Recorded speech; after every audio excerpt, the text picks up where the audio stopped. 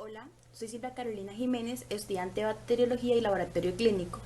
A lo largo de este video, junto con mis compañeros, vamos a hablar, estudiar y conocer una bacteria muy importante como es Clostridium botulinum. Vamos a conocer sus aspectos microbiológicos más importantes, sus factores de virulencia, su fisiopatología y sus rasgos clínicos, para comprender cómo un microorganismo como este ingresa a un huésped y ocasiona un daño. Clostridium botulinum es el nombre de una bacteria gram positiva, lo cual nos indica que al ser vista a través de un microscopio con tinción de Gram, se teñirá de un color morado-violeta como se muestra en la imagen.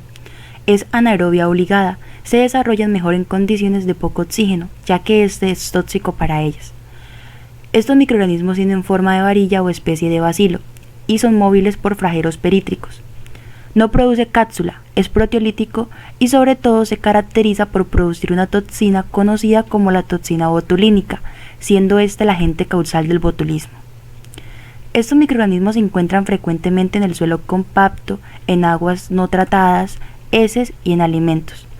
Este último confirmado por Emil van Ermengen, el cual descubrió y aisló esta bacteria de un trozo de jamón que había envenenado a unas personas en 1896.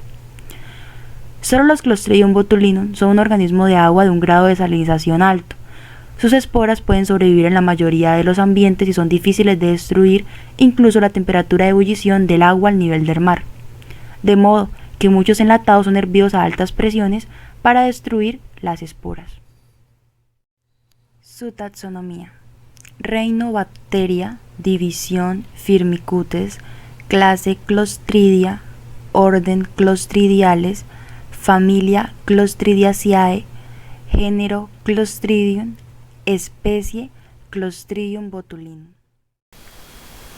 Hola, mi nombre es Aldo Zúñiga y yo les hablaré de los factores de virulencia de Clostridium botulinum. Como primer factor de virulencia encontramos las endosporas. Las endosporas pues son un mecanismo de supervivencia que le permiten a la bacteria resistir a ambientes extremos. Entonces, cuando una bacteria nota que en el medio ambiente no es favorable para su supervivencia, esta puede formar las endosporas para sobrevivir. Entonces puede pasar meses o incluso años hasta que se dé cuenta que los factores medioambientales serán favorables para su crecimiento. Entonces las endosporas pueden ser resistentes al calor, a los desinfectantes, a los antisépticos, al pH y la radiación. También encontramos los flagelos perítricos, que pues son los mismos flagelos pero pues alrededor de toda la membrana, y estos pues le brindan movilidad y adherencia a la bacteria. A su vez también encontramos las hemaglutininas, que pues ayudan en la adherencia a las células y también ayudan en la protección de la toxina botulínica al cubrirla para garantizar su absorción. Entonces, ahora la toxina botulínica, que es pues el principal factor de virulencia de este microorganismo. La toxina botulínica sería pues la toxina biológica más potente actualmente que se ha descubierto. Entonces sería la más tóxica. Es una toxina que es dependiente de zinc, como podemos ver aquí en la imagen, aquí en la parte izquierda. Necesita de un átomo de zinc para su composición.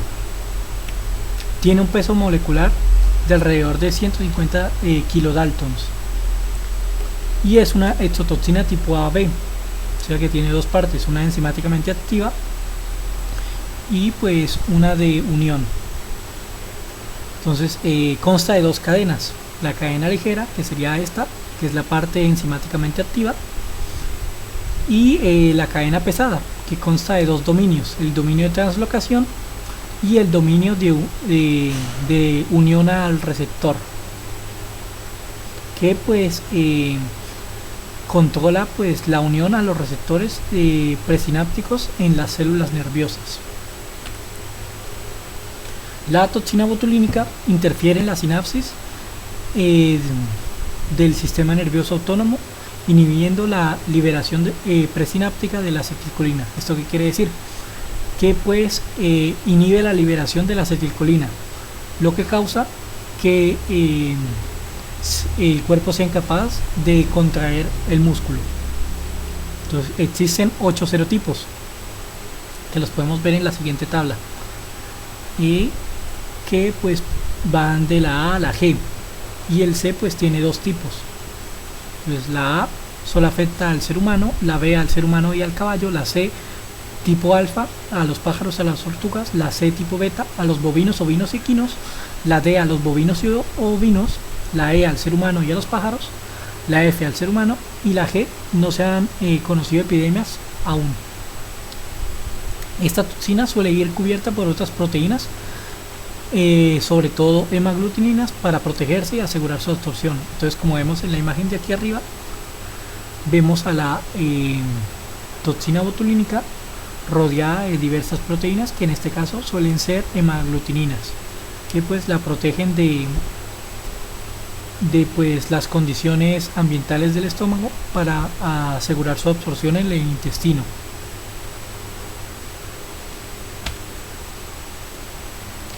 También pues la toxina botulínica ataca las proteínas del complejo SNER en las neuronas sinápticas.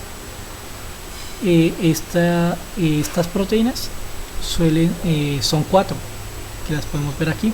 Serían la SNAP25, la sinaptotacmina, la sinaptobrevina, la sintaxina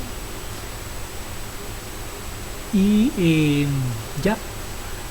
Esas serían pues las 4 proteínas del complejo SNER, a las cuales pues la toxina botulínica ataca para inhibir pues la liberación de la acetilcolina. Cada uno de los serotipos tiene un topismo por una de las proteínas del complejo SNER. Entonces podemos ver en la imagen que, por ejemplo, la de tipo A y tipo E solo atacan a la SNAP25. La de tipo B, D, F y G atacan a la sinaptobrevina, y la tipo C1 ataca a la sintaxina. Aquí pues podemos ver cómo funciona esta toxina. En la primera imagen a la izquierda observamos la toxina en pues su forma proteica. Y pues, ¿qué hace ella? Cuando encuentra una neurona, se une a esta por medio de unos receptores, y gracias a su cadena larga, que pues está hecha para pues unirse a los receptores de la neurona. Gracias a esta unión se puede internalizar por endocitosis, y una vez dentro, como vemos en la segunda imagen, una proteína de la neurona le bombeará protones, lo cual subirá el pH ahí y hará que la toxina se separe. Una vez separada, la parte enzimáticamente activa saldrá de la vacuola y afectará a la proteína del complejo SNAR, dependiendo de pues qué serotipo es. Si es un tipo C, atacará la sintaxina; si es tipo A, C o B, atacará la SNAP25; y si es de tipo B, D, F y G, atacará a las BAMP, que sería la misma sinaptobrevina y sinaptotacmina. Entonces, y pues haciendo esto, al atacarlas, inhibirá la liberación de la acetilcolina que se encuentra en unas vesículas dentro de la neurona. Entonces, al atacar a estas proteínas, esta acetilcolina no podrá ser liberada, lo que por ende provoca que el músculo no se pueda contraer y pues quede en estado flácido. Hola, mi nombre es Yuri Marcela Velasco Delgado. Soy estudiante del programa de bacteriología laboratorio clínico, y en este video les hablaré un poco sobre la fisiopatología de la bacteria Clostridium botulinum. Fisiopatología de Clostridium botulinum. Tenemos que la intoxicación en el ser humano se ve comúnmente a las toxinas de tipo A, B, E o F. Tenemos que lo que es la toxina de tipo A y B son proteínas que son altamente tóxicas, resistentes a la digestión por las enzimas glucolíticas.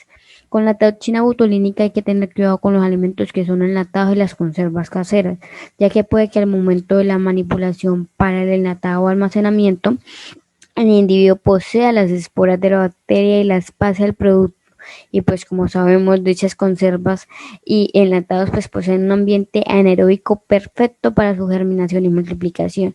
Al presentarse una gran cantidad puede que se genere unas toxinas botulínicas preformadas. También hay que tener cuidado con las otras entradas al cuerpo humano de la toxina, como por ejemplo la entrada por medio de pacientes que usan drogas intravenosas o también las personas que han sido sometidas a cirugías con instrumental pocamente esterilizado. Además, la toxina puede encontrarse en la tierra y el polvo. Tenemos que en el caso de los alimentos contaminados, la vía de entrada es por la vía digestiva. Entonces, la toxina va a llegar a la parte baja del intestino delgado, va a ser absorbido el torrente sanguíneo y posteriormente abandonará el sistema circulatorio en el punto de unión del nervio con el músculo, donde lo que hará es bloquear las señales de los neurotransmisores. Adicional a eso tenemos que el botulinum producido por heridas y en el infantil, pues la toxina se elaboraba en vivo por el crecimiento de Clostridium botulinum en el tejido infectado y en el aparato digestivo del lactante. En esta imagen, en este esquema podemos observar cómo ocurre la patogenia del botulismo. En esta pues podemos hablar de lo que es el mecanismo de acción de la toxina botulínica. Tenemos que lo que va a pasar es que se van a presentar las señales de excitación que son procedentes del sistema nervioso central, que lo que va a hacer es liberar la acetilcolina, que es la encargada de la contracción de las fibras musculares. Pero cuando hay presencia de la toxina botulínica, lo que va a pasar es que esta no va a permitir la liberación de la acetilcolina. Por ende, no hay contracción de las fibras musculares y se va a producir lo que es una parálisis flácida. En esta imagen vamos a observar la liberación normal de los neurotransmisores. Vamos a tener que en la unión neuromuscular la terminación del nervio motor está unida a la célula muscular y que en estas terminaciones se van a encontrar unas vesículas sinápticas que poseen neurotransmisores acetilcolina que se van a liberar a la hendidura sináptica gracias a las SNARE-proteínas, ya que en la hendidura sináptica las células musculares van a tener unos receptores acetilcolina listos para unirse a la acetilcolina y generar que las fibras musculares se contraigan. Para que todo esto sea posible, la vesícula sináptica debe formar un complejo con las SNARE-proteínas, quienes son las encargadas de permitir o mediar la fusión de la membrana del nervio terminal y la célula muscular. Mientras que en esta segunda imagen observamos la exposición de la toxina botulínica. Vamos a ver que bloquea e impide que se forme el complejo vesícula SNARE-proteínas. Por ende, pues no hay fusión de la membrana con el nervio terminal y esto ocurre gracias a que la toxina posee una cadena pesada y otra ligera que enciende sus serotipos de toxinas para impedir lo que es la formación del complejo. Tenemos que la toxina ingresa a la hendidura por endocitosis y pues finalmente se presenta lo que es la parálisis de las fibras musculares, pues al no presentarse liberación de los neurotransmisores acetilcolina. El botulismo es un tipo de intoxicación por alimentos poco frecuente pero grave causada por un microorganismo denominado Bacterium clostridium. Este microorganismo generalmente es una espora en estado latente. En condiciones de poco oxígeno y acidez, como en los alimentos enlatados inadecuadamente, prolifera en forma de bacterias. Cuando alcanzan un número elevado, producen una toxina potente. La toxina se introduce en el cuerpo a través de los alimentos contaminados, aunque en el caso de guerra biológica puede inhalarse. Una vez que la toxina se ha desplazado por el estómago y llega a los intestinos, es absorbida al torrente sanguíneo.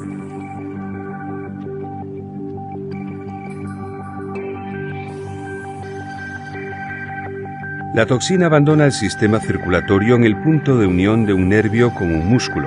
La toxina del botulismo actúa uniéndose al extremo del nervio y bloqueando las señales normales para que el músculo se contraiga. Esto causa la parálisis del músculo. Clostridium botulinum es el agente etiológico del botulismo, enfermedad que se basa en el envenenamiento poco frecuente ocasionado por las toxinas que produce esta bacteria. Se han descrito 8 toxinas botulínicas de la A a la H y la enfermedad en humanos se asocia a 4 de estas.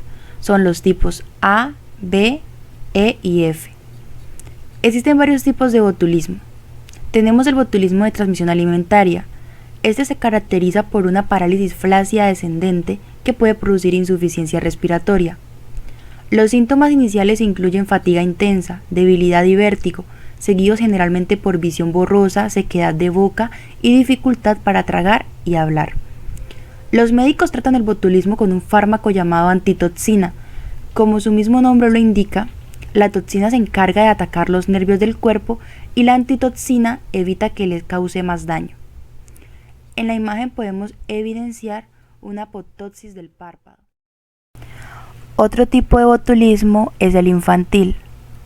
El botulismo infantil es una afección gastrointestinal poco frecuente pero grave causada por la exposición a esporas de Clostridium botulinum. Las esporas de las bacterias pueden crecer y multiplicarse en los intestinos de un bebé y producir una toxina peligrosa. Como síntomas tenemos el estreñimiento, que suele ser el primer signo, movimientos flojos debido a la debilidad muscular y problemas para controlar la cabeza, también seguidos de irritabilidad, babeo, párpados caídos, cansancio, dificultad para succionar o alimentarse.